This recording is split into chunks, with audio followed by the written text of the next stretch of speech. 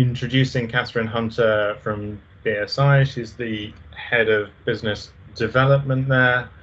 And what she's going to be talking to you about today is something that we've been working on called the Agile Standards white paper. And what that paper has been looking into is really trying to what Agile Standard can do, what the benefits are of actually looking at them. They're quite a new kind of concept in the standards space at the moment. And what we really wanted to do within the hub and within the program on a wider basis is look at how can we actually provide a point of guidance for people when they're looking at what type of standards they should consider when they're undertaking these types of initiatives. So where are the strengths of them, what are the weaknesses, when are they applicable, and when aren't they applicable? And I think within some really highly regulated sectors, that might be an example of when Agile standards aren't as appropriate, where you don't want something that's looking at a far more incremental growth model. And then separate from that, you've got an example of something like digital twins, which are a very evolving area where perhaps it does make some more sense.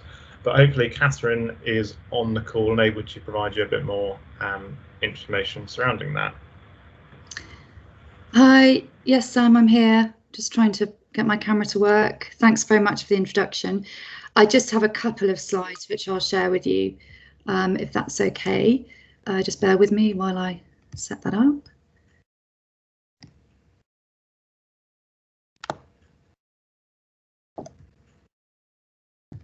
I think this is the right deck. Hopefully you can see that now. It's just come through, yes. Great, fantastic. Well, thanks very much for the opportunity to come and talk to you this morning. To give you a bit of a taster about the white paper, what we've covered in the white paper, which is actually being published tomorrow.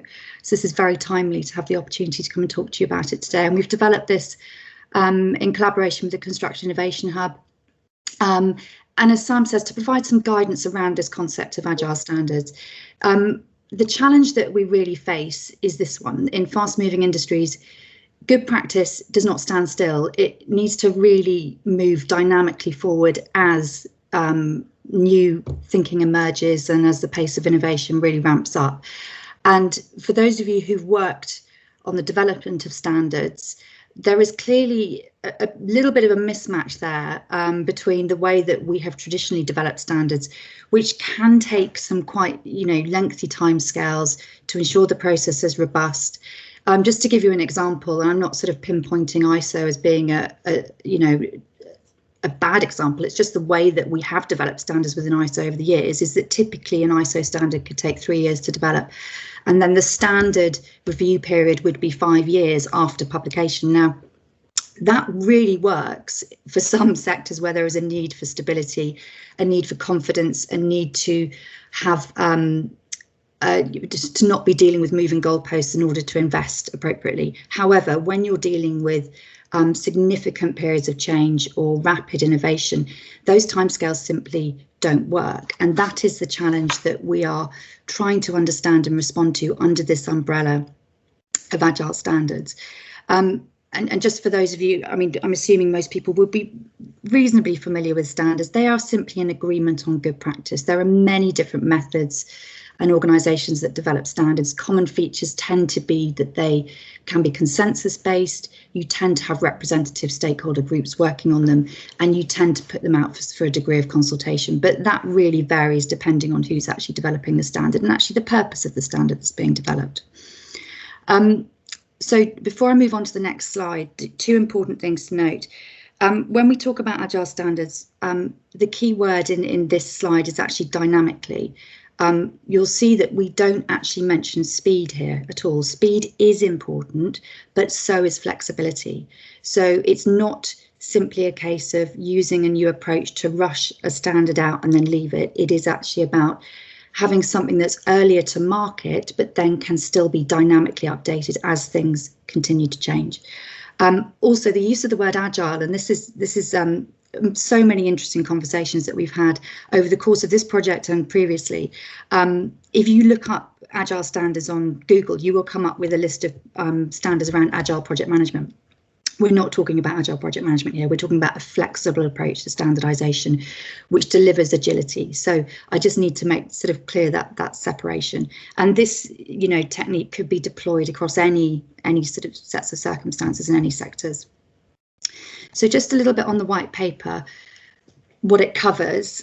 So it looks at the drivers for increased agility, and the obvious one that I've already referenced is this need to work at the pace of innovation.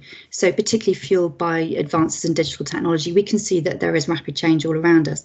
But interestingly, the other aspect that we experienced last year was a sudden shock, like a pandemic, may also require you to move quite quickly and also to be flexible as different decisions are made about how to respond within a pandemic. The second piece that we look at in the paper is, so what are Agile standards? They can mean many different things to many different people. What we've focused in on are the key features of Agile standards, which would be that iterative development, the ability to go back and revise and re-agree and reissue the content as things change. Also, a modular approach. I think we recognise that often you may reach a sticking point within a particular standard, and that holds up really the availability and use of the rest of the content. So actually being more structured around saying, actually, this bit we may well leave for the next iteration, because we know there's going to be another iteration within 3 or 4 months' time, and we'll be very explicit about that decision. But it allows the ongoing development to keep moving and for the standard to be available to use, but be very clear about which components are sort of agreed and which aren't. The other thing that's important with Agile standards is understanding the relationship with other forms of standards development. As I mentioned, there are a huge number of standards out there. It's very important to make sure that if you embark on an Agile approach to standards in a particular sector, you are making sure that that complements other standards activities. And it may be appropriate to have, for example, an existing standard for an area that is facing disruption, whereby you might suddenly peel off with a more agile and iterative approach and then fold that back in to that existing standard at a later stage. So at all times, I think it's being agile and flexible in the approach to standards development, but mindful of the bigger picture and how this particular approach can contribute to a wider objective. There are risks associated with this, which Sam alluded to. I think if you are moving at pace, things like consensus, the approach to developing consensus can change. So we look at this in the paper. We try to understand what are the risks to consensus. Consensus is a core component of standards development. If you're moving at pace, is there greater risk that the loudest voice in the room is going to dominate? On the flip side, actually, if you're moving at pace, you might encourage more people to get involved. So actually, you're looking at a richer steering group to work on that content as well.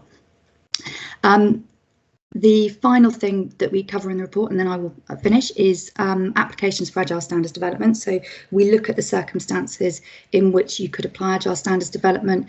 Supporting early and continuous innovation is one.